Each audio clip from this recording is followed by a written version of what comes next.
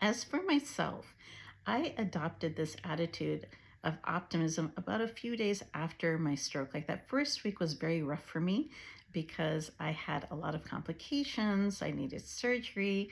I was in pain. And truth be told, I was depressed because one day I'm a doctor in clinic and I am seeing patients, and the next day I'm a patient myself and I'm in a bed and I'm fully dependent on everybody else for everything. And so I had to learn how to walk again, to talk again, to eat without choking again, etc. And I did those things, but I remember one day when I learned I could longer write legibly again.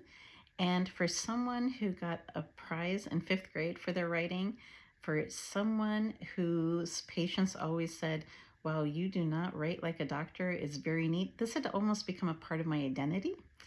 And so when I realized this was something that would not be that true going forward, it actually really crushed me and I was upset by it.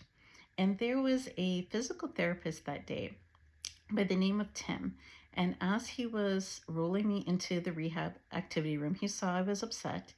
And as we're going in, he says, do you see that lady over there?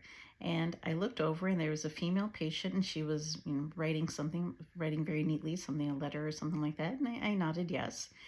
And he said, that lady can write beautifully. And then he paused. And in that pause, I saw red. I said, well, thanks a lot, Tim, on the inside to myself. I'm like, thanks a lot, Tim. Way to make a gal feel great again. Please tell me another. And then after a few seconds, he said, but she can never walk again.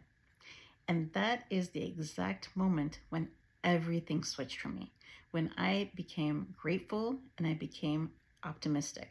And I used those skills along with the skills that I had as a doctor to help me problem solve and recover from this stroke. And it is one of the big reasons why I am here today.